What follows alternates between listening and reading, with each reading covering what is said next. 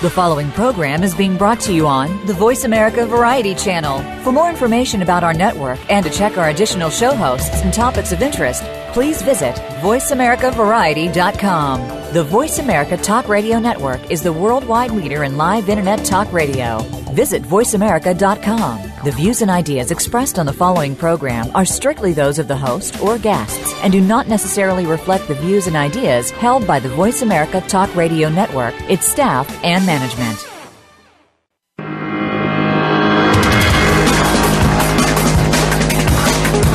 If you could learn more about spirituality and how it can work in your favor, would you be intrigued? Of course you would. It's time to get real. This is Get Real Radio with your host, James Robinson. In our show, we'll interview fascinating guests with the intent of bringing you closer to who you really want to be. Get ready for some of the most profound radio on any airwaves today. Now, here is James Robinson.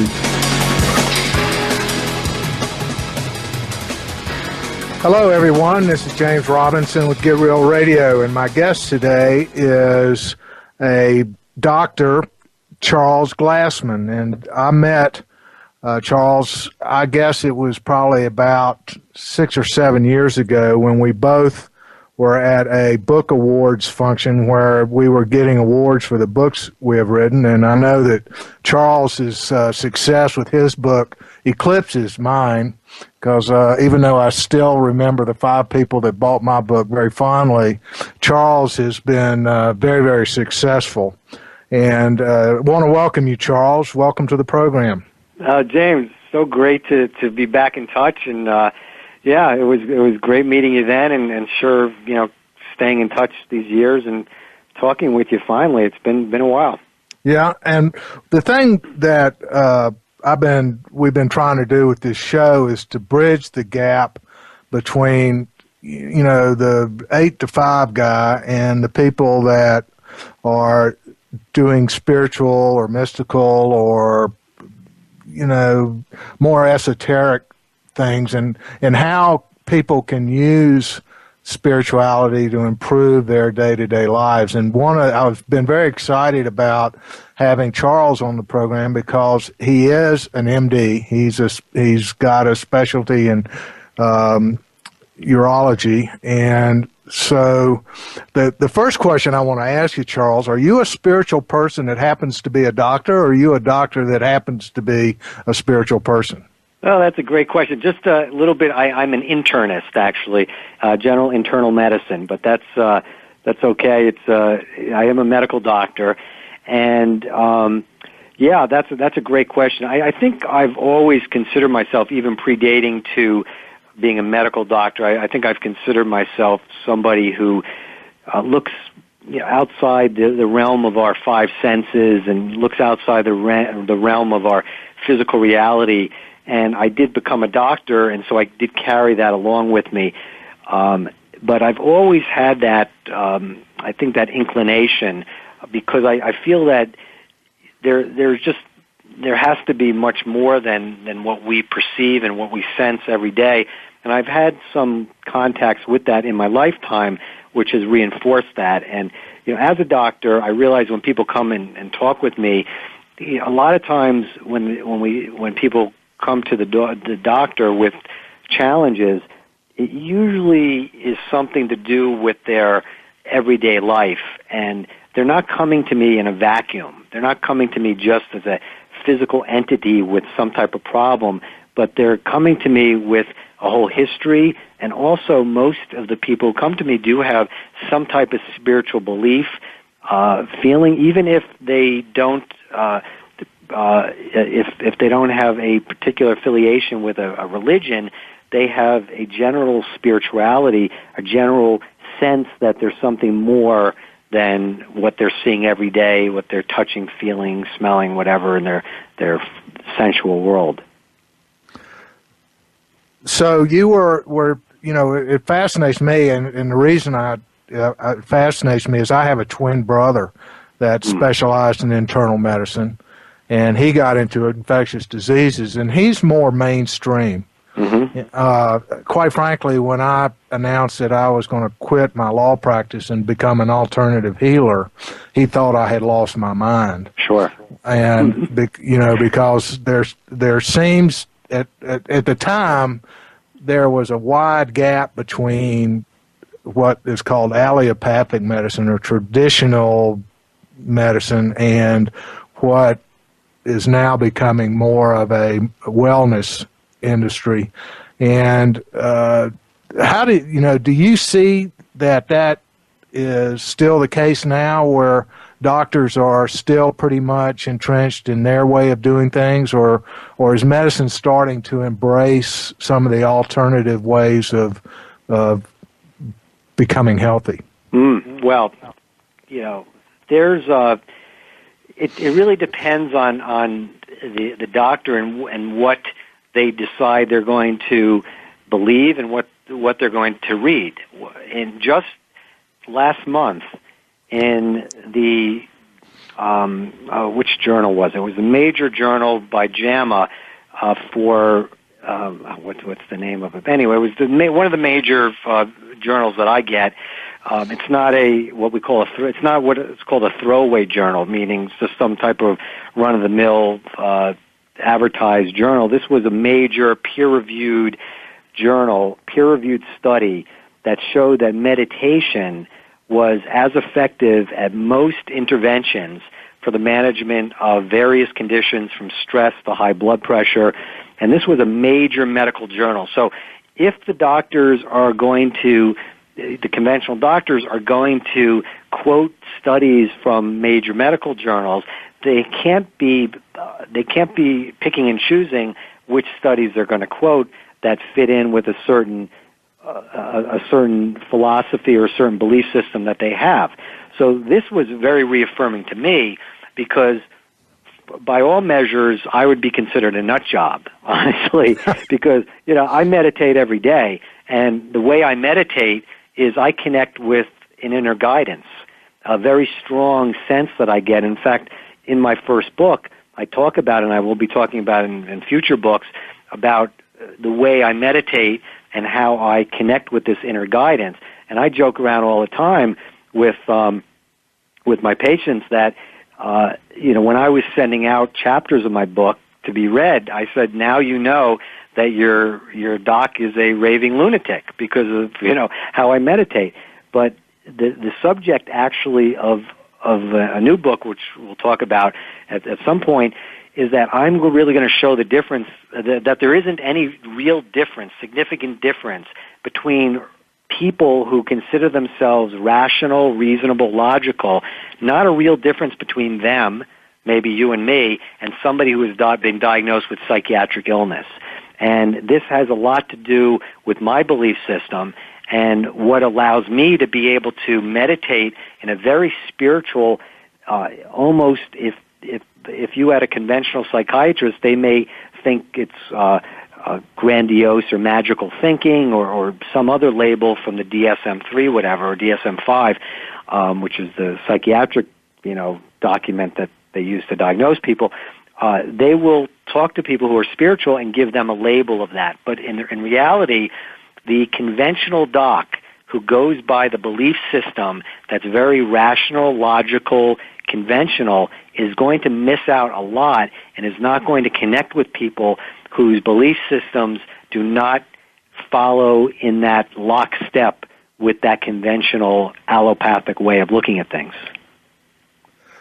Well, that opens the door to a lot of questions that I know that I have always wanted to ask a doctor.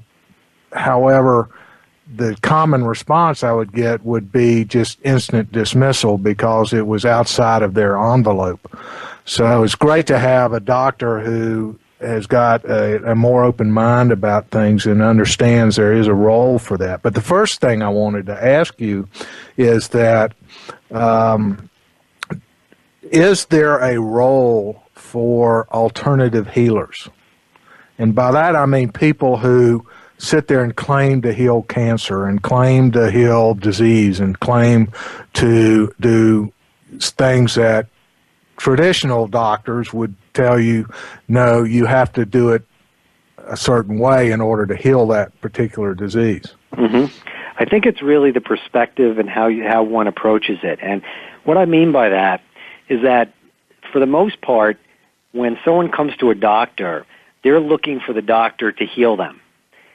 They're looking for the doctor to do the work. And unfortunately, that's really the rule more than the exception with modern-day medicine. And the same could be said of someone who goes to an alternative healer, that they're going to the alternative healer to get the healer to heal them.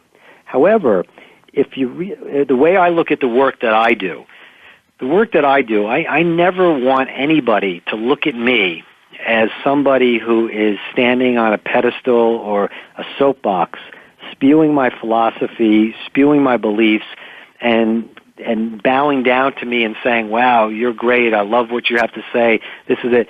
That's not my purpose. I feel that my purpose, in many ways, to be an authentic, true physician and a healer, is to give what my views are from really introspection, what I've learned about myself, and in order for somebody to be empowered so they can heal themselves.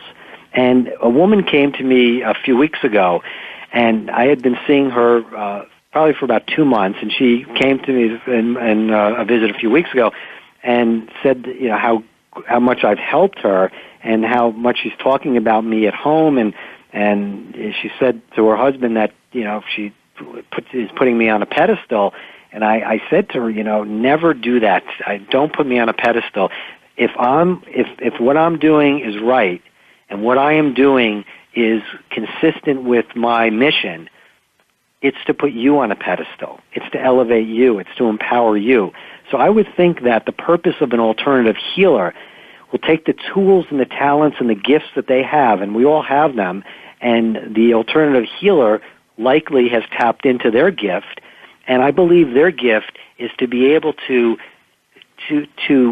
give to the individual, to point out to the individual their gifts and their talents, their power, in order to direct it so they can heal themselves and allow for their personal power to control and elevate their immunity and tap into something that they have, just they were not able to identify or tap into themselves. That brings up the question then, is there an outside force that, quote, alternative healers, end quote, can use to change somebody's physical condition? Or is it simply that there's a connection between the client and the healer so that it enables the client to do the work? Do you understand the question? Yes, absolutely. The way I look at it, as I mentioned before, when I meditate to an inner guide. And my inner guide, and as the quotation goes, that when we pray, we talk to God, and when we meditate, God talks to us. And of course, God could be anything I feel that somebody believes that's just more powerful than themselves, or much more a source that's greater than our five senses. And so when I meditate and I get this talk or whatever, when I get that, it's not because I'm some type of channeler or some type of prophet, or that I'm more special than somebody else. No, it's just that I've been able to rise above my primitive nature, connect with what I consider my divine nature, and it's my mission to let every single human being know that they have that ability to do the same. And I think that for somebody who is an alternative healer, I think it's the same thing, that they're tapping into their divine nature in order to help somebody else to uncover, get beyond the physical nature, get beyond the primitive nature, and be able to tap into their own divine nature. And I think that is really the distinction, rather than somebody coming in and somebody coming to an alternative healer and saying, "Heal me." I think it's the ability to the real privilege of a healer is to be able to embody what they've discovered and embody that in the person who needs their help and who has come to them for help. That's just my perspective on it. Well, would it be accurate to say that clients who go to a healer and get a positive result should be praising themselves rather than the healer? I think they should be praising themselves and thanking the healer for giving them the guidance. Absolutely. Okay. Yeah. Well, I know that you've written a book called The Brain Drain. Mm-hmm. And so tell us a little bit of why you wrote the book and what it will do for people. Yeah. Well, I wrote it. It started with one single patient who came into my office saying how great he felt and how motivated he felt after he sat and spoke with me. But then he'd go back into his life. Like we've all experienced that. You know, we get motivated, we get just enlightened. We may have gone to a service and heard an unbelievable minister give a phenomenal speech and a sermon and just get all charged up, or we hear a motivational speaker, or we hear a particularly inspiring, watching a particularly inspiring video. But then we go back into our lives and our children are arguing, our bills are piling up, and that's what was happening to this guy. And he said, you know, Doc, is there a way you can keep me on the straight and narrow, give me a kick in the butt between office visits? So we came up with this idea. I'd send him a weekly email message. And the email message was not at all medical, and it was all motivational. And that's because the way I look at it, that many of our medical, physical problems stem from our ability to manage and to deal with the challenges of our everyday life, the money, health, and relationship challenges, for instance. So these were more motivational, and I realized after I wrote 1 or 2 weeks' worth that it really pertained to more than just him. And so my email list started growing, and I started distributing them to a larger audience. But as I wrote every week, I found myself looking into myself and finding, why is it that when I'm going strong, I get all these negative thoughts? If I'm driving in a car and singing along on the radio, drumming on my steering wheel, why is it that all of a sudden a flash of a thought that, oh my God, I have that bill due, or how's my child going to do on that particular test, or whatever? And why is that? Why does that come? So as I was writing these messages, I needed to find out and discover why. And after about 1.5 years, after I got a particularly strong inspiration to write a book, I started distributing, instead of a weekly email message, I started distributing book installments. And so every one of my email lists at the time would get a chapter. So they had most of my book by the time it was done. And basically what my book is, Brain Drain, it's helping people get beyond the drain of their primitive brain, their automatic brain, as I call it. The automatic brain is our primitive nature, which has followed us for 250,000 years. And basically, this brain has only one purpose. That's to protect us from whatever it processes as potential danger, threat, or vulnerability. And the only thing that this primitive brain does in action is fight or flight. It doesn't matter if there's real danger, false danger, whatever, it will fire and cause us to fight or flee. And as long as we believe, trust, and take direction from the actions of this primitive brain, our primitive nature, we will be drained, and we will not come to face with our divine nature. And that is controlled by what I call our higher mind, which I believe was gifted to humankind around 6,000 to 10,000 years ago.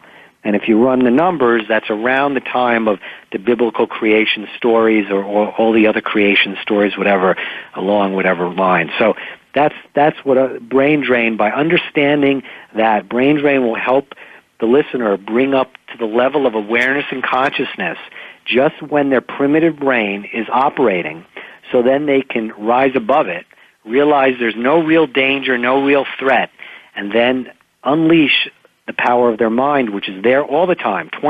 Just like the primitive brain is there 24/7, the mind is there 24/7, operating without disruption, and we just don't know it. And we just don't see it. I need to interrupt you because my sponsor brain is telling me that it's time to let our sponsors have a word. So we will be right back.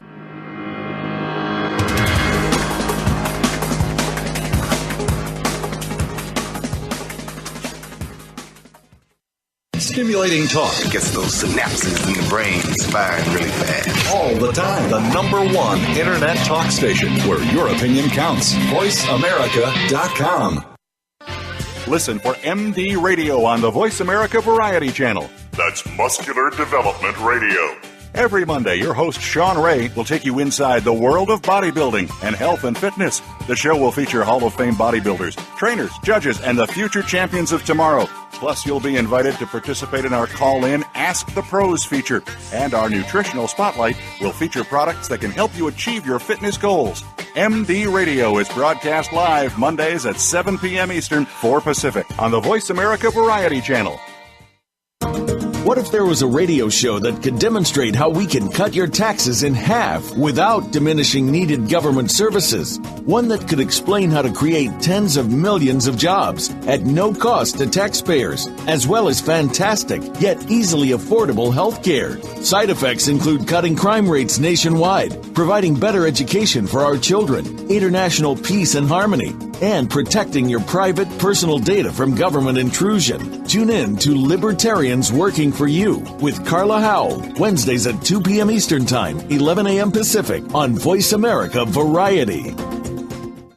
Ready to chat about your favorite soap operas? The daytime discussion is here with Dan J. Kroll and Soap Central Live. For the past 15 years, Dan has been dishing and discussing on SoapCentral.com. And now he's taking the talk to the airwaves of the Voice America Variety Channel. You'll go behind the scenes with the biggest stars of daytime, along with guest commentary from the Soap Central columnists. And we'll take your questions and comments during our live show, Soap Central Live, every Friday at 6 p.m. Eastern Time, 3 p.m. Pacific on Voice America Variety.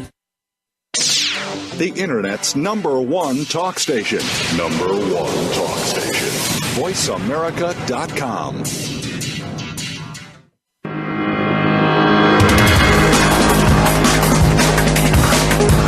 You are listening to Get Real Radio with James Robinson. We'd love to hear from you. Please call in to 1-866-472-5788. That's toll free 1-866-472-5788. Or send an email to mr.jamesmedia@gmail.com. That's mr.jamesmedia@gmail.com. Now, back to the show. Welcome back, everybody. This is James Robinson, and my guest is Dr. Charles Glassman, and we were talking right before the break about the different aspects of the mind or the brain, and which raises an interesting question: is there a difference between the mind and the brain? Yeah, it's great that you asked that question, because it's a personal pet peeve of mine, but I never call people out on it because it's not who I am or what I do. But since I've been writing, I make such a clear distinction between the automatic brain, the brain, and the mind, because to me, there is a distinction. The brain, the automatic brain, is our primitive nature, which is it is reactive. It only reacts to the possibility, not even the probability, the possibility of danger, threat, or vulnerability. That means the possibility could be remote. If someone comes into my office with shoulder pain and they're really anxious and nervous because they say, "Oh, doc, I'm afraid that it's cancer." Well, is there a possibility that it's cancer? Well, it is. Okay, that's why they're so nervous. But is it probable that it's cancer? No. I mean, they were shoveling dirt into a wheelbarrow. That's why their shoulder hurts. But the brain, the automatic brain, is reactive. It only fights or flees whatever it processes as potential danger, threat, or vulnerability. The mind, on the other hand, is reflective. The mind is our higher self. The mind processes information. And this is where Get Real Radio comes in, because this is the gap that bridges the gap between spirituality and practicality. The mind, our spiritual nature, is actually much more practical than our brain is. We think our brain is so practical. Well, our brain only responds to possibility, the worst case scenario. That's what it is, and it will fire for the worst case scenario. The brain also, the fight or flight, the brain is aggressive, the fight, or passive, the flight. So if somebody cuts you off on the road and you start cursing at them, that's the fight, because someone one-upped you. If someone, yells at you and you withdraw and get all meek, and if any listeners have ever watched the old Fred Flintstone cartoon, when Fred Flintstone is with his boss, Mr. Slater or Slate, and he gets smaller and smaller and smaller into his chair, well, he's withdrawing. He's getting, and that's passive. And neither one of those are good. But that is the action of the brain, the automatic brain, whereas the mind is assertive. Very big difference. Assertive is I win, you win. It's supporting yourself. It's standing up for yourself. It's very practical. Yet that mind is your connection, is your conduit, is your gateway to your spiritual nature, your divine nature. So to me, there's an extraordinary difference between the brain and the mind. One of the things that I've seen over the years is that there has neurologists have done a lot of studies about the different parts of the brain and what the functions of the different part of the brain is. Is that what you're talking about? Yeah, that's a good point. The automatic brain, what you're talking about are the fMRI studies, which are the functional MRI studies. And basically what they show, they'll give subjects different tests, and they'll see what lights up in the brain during those tests. Well, what lights up for the automatic brain are the parts of what are called the limbic system. And the limbic system are tied into our reptilian system. So people think of the reptilian response as that startle response. But we're much more, because we're highly developed, and we have what's called a neocortex, which is a thinking part of our brain. But that doesn't mean it's separate from the limbic system. We've shown in those studies that they're connected. So we just have a more evolved limbic system. Our reptilian system is much more evolved than animals. That means not only do we have circumstances that can pose as danger to us, but we have thoughts that can pose as danger to us. And not only can thoughts pose danger to us, we can create thoughts if something is causing us danger. We can create thoughts to help us remove us from that danger. So let me give you an example, okay? Let's say you're going after this, a new job, and this job is, and you have a really good chance at making it. In fact, let's say you've already been given this job, and this job has promoted you beyond your wildest dreams. So it causes you to make more money than your parents had, more money that you could have ever dreamed of. It's really your, quote, dream job. All of a sudden, you start getting these thoughts that you are, crazy thoughts, that somehow you're going to get sick, you're going to fail, and all of a sudden you start getting back pain, or you start getting chest palpitations or heart palpitations. So you end up going to the doctor, and this doctor and that doctor. You have trouble sleeping because you have all these reactions, and really what that has done is the new job and the money you're making represents a danger to you. So you end up fighting and fleeing that danger, not only with physical symptoms, but with thoughts. So your brain will do whatever it takes by all means necessary by creating behaviors and thoughts to make you fight or flee possible danger. And that's what happens. And I can't say that neurologists have come up with, have adopted what I'm talking about, but I have a feeling that once I finish my new work and my new projects, it will, I'm hoping that this idea will come into light, and some neurologists may pick up on it and maybe do some studies, because I would like to look at that, and how we generate thoughts to try to protect us from danger. So are you saying that what we think about makes a difference? No, entirely. And not only what we think about makes a difference, but what really makes a difference is whether we're going to believe, trust, or take direction from those thoughts. Because we have to realize that not most, but all the negative thoughts we have, every single one of them, when you have a negative thought, when I have a negative thought, it means that there's some danger that our brain is trying to protect us from. It's trying to make us fight or flee some danger. So let's say we're getting a negative thought about our body. We're trying to lose weight, but now we're getting a negative thought that, oh my God, I might have cancer because I'm losing weight. That negative thought is generated because you're going for a more fit and lean body.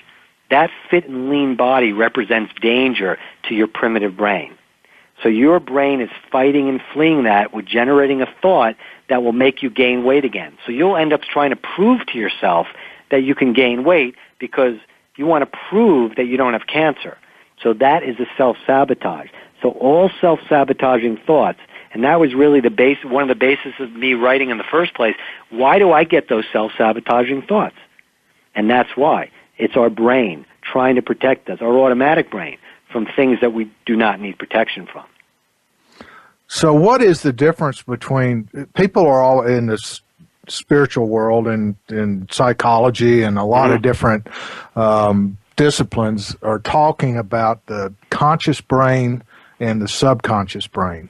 Mm-hmm. So could you explain that a little bit so people can understand what they're talking about? Sure, and I'll explain the way I see it because it may be different from the kind of the normal way that's thought about. And again, this just works for me, and this is kind of my perspective. I look at the automatic brain as both conscious and unconscious. And what happens is that we are controlled by behaviors and thoughts that we don't know where they're coming from. And we're most of the time, and that's why I call it automatic brain, we're on autopilot.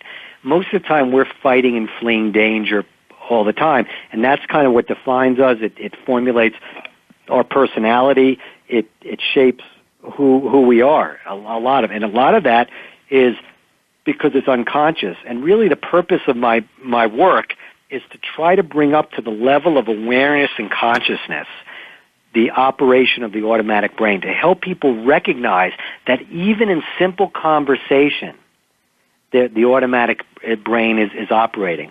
So if for some reason you're at the bus stop, you're a woman or a dad, who's stay-at-home dad, whatever, and you're at the bus stop and with your kids waiting to get on the bus, and your friend all of a sudden starts talking about this vacation that they're going on and that they're decorating their house and they're getting a decorator to come in, this and that, and all of a sudden you feel this sensation inside that you have to chime in with something that you're doing or something that's something bigger or better, or you feel like badly and withdrawing. That is on an unconscious level. You don't know why you're feeling that way. Something they're saying is either ticking you off or making you feel uncomfortable or whatever, but that's the primitive brain at work. So what my goal in my work is to try to help people bring up to the level of awareness and consciousness just how much that primitive brain is working on an everyday basis. So it is in the background all the time because it's constantly on an unconscious and sometimes conscious level surveying the landscape 24/7 for any possible danger, which could be other people, potential competitors, or it could be other things or places or whatever that could pose potential danger. So that's the way I look at unconscious or subconscious and conscious. Okay, so when people are you saying that when people are even in just a ordinary everyday conversation that their primitive brain is always analyzing the situation to look for threats? Correct. Absolutely. And so even if they're not there, the primitive brain may come up with something, and that will have an impact on how you experience the conversation. Absolutely, and how you react to it. And I break it down into three categories. The first is the universal danger of being one-upped. So it'll scan the landscape for anything that may make you to know whether someone is superior to you, so you know whether or not you have to fight or flee them, or whether you're superior to them, so you know whether you're safe. The second one is the unknown, and that could also be the unfamiliar or uncomfortable. So you're scanning the landscape for anything that may seem uncomfortable, unfamiliar, or unknown to you, or unexpected. And the third would be the what I call the loss of love danger. But it also could be, and I'm looking at it these days as more of a security, whether or not you feel secure. And that's the second danger that the automatic brain is surveying the landscape for. Those major, the way I see it, those are the three major categories. There's a lot of talk in spiritual circles about the difference between the heart and the mind, or the heart and the head. And personally, I have to say that I'm got the belief that everything is in the mind. There is no such thing as, quote, heart. It's just how it's how your brain reacts to stuff. And so when people talk about concepts like love and fear and envy and guilt and all of these emotions, how do you master those? Or do we even want to? How do we even want to master those? I love it. I mean, that. I agree with you. See, those emotions are human nature. But they're primitive nature. They're our primitive nature. They are generated from our automatic brain, and the way I see it anyway. And so the envy and jealousy basically are just your brain surveying the landscape to see who's above you and who's below you. I mean, that's where it comes from. What I'm going to say is going to shock a lot of people. We are not, our primitive nature, we're not born into this world to love. And that doesn't mean we're not capable of love, because our divine nature, who we really are, our spiritual being is if you want to define love, that's what love is. But we operate on a basis to protect ourselves from danger, which is pure conflict. Okay, the loss of love, danger, is very needy. Okay, so most people go into relationships needing love, not sharing love or sharing connection. They're looking for security. That's their primitive nature, for security. So we are not, as beings, our primitive nature is all about protection from danger and fighting and fleeing danger. So other people represent potential competitors for us. So they're potential danger that we're going to fight or flee. But that's only if we follow that brain, which all of us do. Even people who consider themselves spiritual have this in them, and they feel guilty about having bad thoughts about people. They feel guilty about having envy towards people. But that is their primitive nature. And once you understand that that's the primitive nature, that it comes from somewhere, this is the physical structure of ego. The automatic brain that I'm talking about is the physical structure of ego. And ego is our human nature, is our primitive nature. That doesn't mean we don't have a divine nature, which is our mind, and I agree with you. I believe it's mind and brain, not heart. Heart is feels good, it's touchy-feely, it sounds nice, and we're all here to love and this and that. Well, until we understand that the primitive brain is controlling our behaviors, don't feel guilty for it. Bring it up to a level of awareness and consciousness so it doesn't control us. Once that is done, remove that from the equation. Realize there's no real danger, there's no threat. There's no danger, no threat with allowing yourself to be vulnerable and open. And once that's the case, then your divine nature shines. It's there all the time, which is really spirit, which is really our spiritual nature. There all the time will allow authentic communication. It will allow authentic connection. It will allow true practicality, because The only way that we could be spiritual is if we have both feet grounded on this earth. Let me interrupt you. We've got a break for sponsors, and Okay. we will be talking more about that when we get back. Okay.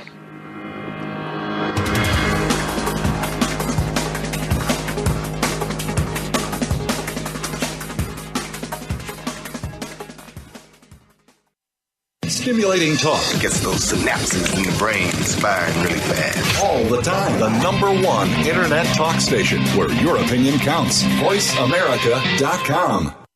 Each week, Jimmy Gould brings you the stories and the people that you want to hear about. Tune in to A Current Life to hear about the journey to success, how our guests became the people they are today, and the highs and lows they experienced along the way. Each hour will leave you inspired and entertained as Jimmy gets up close and personal with every week's guest and shares ideas you can identify with and apply to your own life. A Current Life with Jimmy Gould airs Fridays at 3 p.m. Eastern Time, noon Pacific Time on the Voice America Variety Channel. Do the adventures of Indiana Jones leave you curious about this exotic and unusual profession? If so, don't miss Indiana Jones, Myth, Reality, and 21st Century Archaeology with Dr. Joseph Schuldenrein. You'll learn about forensics, ancient civilizations, and human origins. Listen to Dr. Schuldenrein and colleagues discuss their excavations and related archaeological topics, ranging from the unique to the sublime, and yes, even the mundane. Indiana Jones, Myth, Reality, and 21st Century Archaeology, live Wednesday, 6 p.m. Eastern, 3 p.m. Pacific Time on Voice America Variety.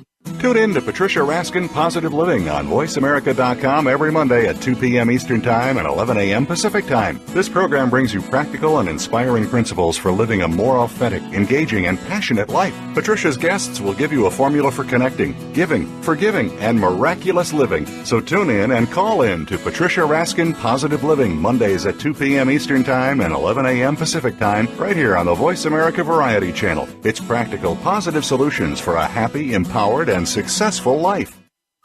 Streaming live, the leader in Internet talk radio, VoiceAmerica.com.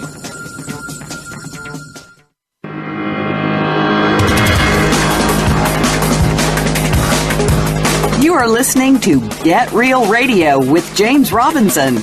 We'd love to hear from you. Please call in to 1-866-472-5788. That's toll-free 1-866-472-5788. Or send an email to mr.jamesmedia@gmail.com. That's mr.jamesmedia@gmail.com. Now, back to the show. Welcome back, everybody, and we're here with Dr. Charles Glassman, and we're talking about the role that the brain plays in our lives. And the question I want to start this last segment with is, how much of this are we born with, and how much of this do we just pick up along the way? Well, James, the way I see it is our primitive nature, our automatic brain, when humankind started on this earth and Homo sapiens about 200 to 250,000 years ago, this is the primitive brain, and the reptilian part of that brain, goes millions of years before that. So we've had this brain with us for many tens of thousands, if not hundreds of thousands of years. So I believe that we come into this world with that primitive brain. And you can think about it as our closest ancestors, the primate ancestors, mammals, the monkeys. So think of it as the monkeys or the monkey brain that a lot of people think about it. We're just much more sophisticated because we have a bigger neocortex or new brain, which can conjure up things. However, we still come in with the same basic components of this, of our dangers, it's all about danger. It's all about our primitive brain looking for danger. And as I mentioned before, we have what I consider 3 danger folders, 3 danger compartments: the one-up danger compartment, the unknown danger compartment, and the loss of love or security danger compartment. And those compartments get filled up as we get older through our life experience. And for the most part, most of it gets filled up between birth and adolescence. And that's what's going to help us throughout our life and really hurt us and hinder us throughout our life to know what is going to be dangerous to us. And so we are always looking for that, and we come into this world with that. So, for instance, animals, my dog, when we walk our dog and she goes to number 2 and poops, nobody taught her to kick her hind legs to try to cover the poop, although she doesn't do it very accurately. She's probably off half the time, but she does it. If you see a spider weaving a web on a fence, and all of a sudden you bump that fence, that spider is going to scurry to hide in some nook or cranny. Nobody teaches that spider to do that. That spider has that primitive brain. It's very small, obviously, but it's an automatic reflex to know that certain bigness or largeness or vibration represents danger. Well, the same with humankind. We come into this world with those compartments. We don't really know what's going to be dangerous to us, but we know a little baby, if a startle response, if you come in and make a loud noise, that baby's going to start crying because there's that representation that there's something that's dangerous. It doesn't think. The automatic brain doesn't think. It only reacts. And it only reacts with fight or flight to possible danger, threat, or vulnerability. So kind of a long way to answer that. Yes, I believe we're born into it. So we are born really into this world not to love. Okay, this is big controversy with what I'm saying right now. This goes against most the spiritual teachings. We are born with this primitive brain. Are we born with the capability of love? Well, you bet. We have our divine nature, which is pure love, which is something even above this earth, so great and so magnificent and extraordinary. But humankind is, and that's why societies are way, international conflict, everything, because everybody to some extent is acting and behaving and thinking in accordance with our primitive nature. And that's what's running the show because it's so convincing. And the physical reactions are so convincing. The tangible evidence is so convincing. And so that's why it's very hard not to believe and trust it when that's precisely what we can't do. Believe, trust, or take direction from it because it's very misleading and it always sends us down the wrong path. Now, you're a doctor, obviously, and you treat people with disease or problems, and you have incorporated into your practice you call it CoachMD. Yes. Okay, and so explain a little bit about how, because the basic premise, as I understand it, is if you're under stress, if you're thinking more with your primitive brain than with your higher brain, you have a likelihood that there is a possibility you will become sick. Mm-hmm. And if you become sick and you start using your higher brain functions more, then you will feel better and you will get well. Yep. And so why is it that way? What is your opinion about how that works? Yeah, it's when I came up with the idea of CoachMD, I was bantering about what is it that I do. I'm just. It seems as though I'm thinking about this stuff a lot differently, certainly than my colleagues are. But I am a medical doctor, and I realize that what I'm doing a lot when I talked about guidance and helping people do it themselves, I'm really coaching. That's how I came up with the idea of CoachMD. And I felt that it would be remiss for me as a doctor to have all this information that I've kind of figured out in myself and the way my brain works and how I meditate. It would be remiss if I totally ignored that and not incorporated it into my career, into what I do. So certainly there are people who that are open to it and others who aren't. And I have a common way that I talk with people in my practice, especially someone who's thinking of joining my practice. I always tell them that, look, I'm not going to sit here as the doctor authoritative figure. I'm not going to tell you what to do. It's your body, and I am going to guide you. I'm going to coach you. If there's anything that I say that doesn't resonate with, doesn't feel right with you, isn't, you just tell me. You don't. It's not. I'm never. It's never about me. It's always about this person. If someone's looking to me for guidance, for advice, it's not about me. It has nothing to do with me, and they can't think about what I'm thinking about or my feelings. It's all about them. So I'm coaching them, and I will try to help them understand that if there are certain challenges in their life, whether it's money challenges, health challenges or worries, relationship issues. I mean, how could somebody be in the throes of a bad relationship, a divorce, fighting constantly at home, and come to the doctor with a smile on their face and saying that their stomach hurts, and me not addressing any of that? I mean, this is what they live every day of their life.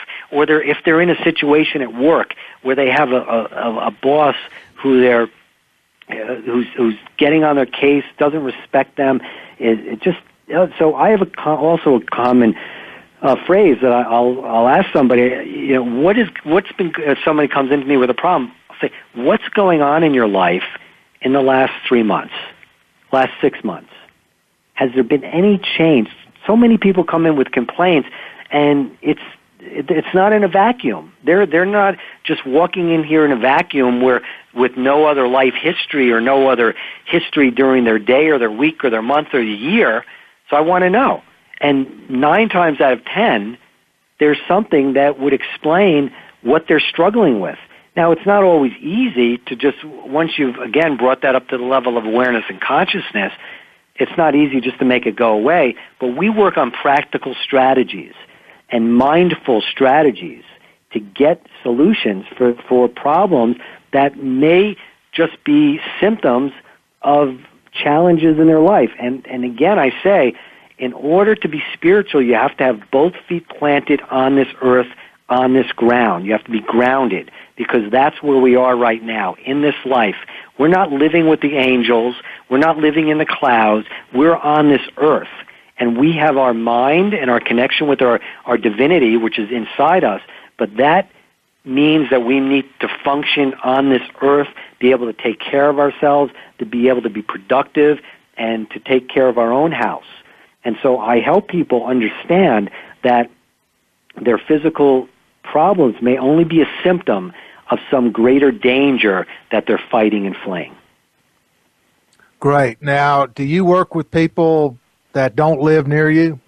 I do, yeah.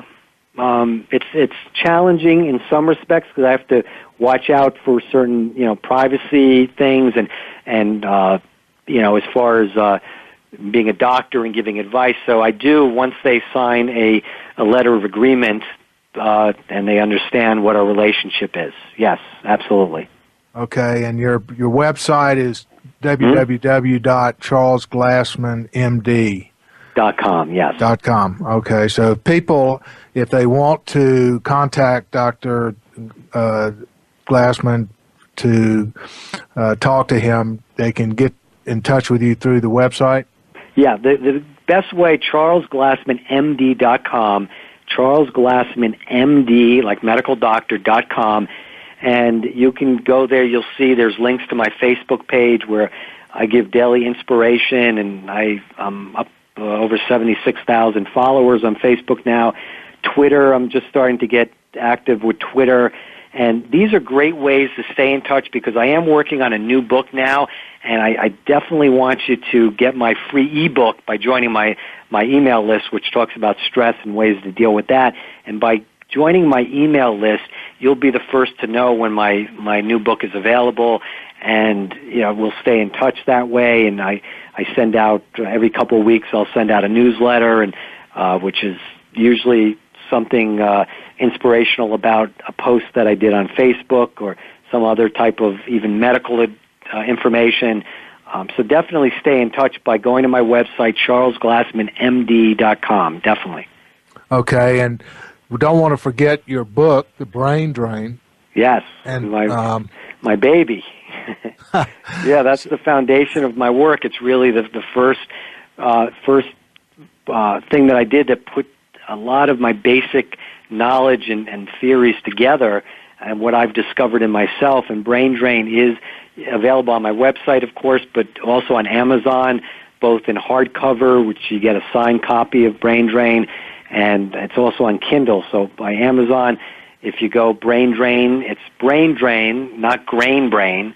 It's Brain Drain, and it's by me, and you can get it on Kindle and also hardcover if you'd like. Great. Well, it's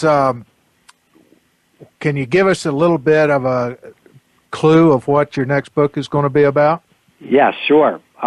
Looking at this, I realized, looking at my theories, and that there's a challenge I have with mental illness, and mental illness is so endemic now in our society, whether it be bipolar disorder or post-traumatic stress, obsessive-compulsive disorder, all these anxiety, panic, depression, suicide, so many problems and challenges, and it seems endemic.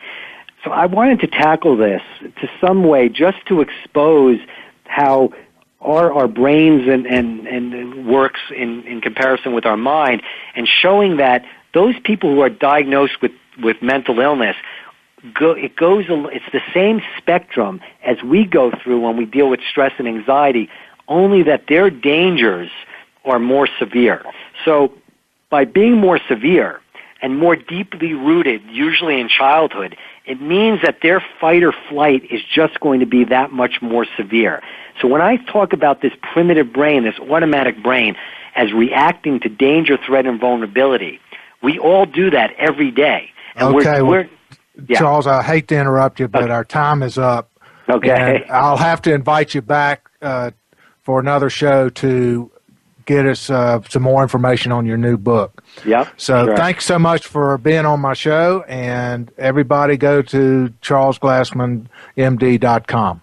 Thank you, James. Charles. Thank you. Bye-bye. Bye.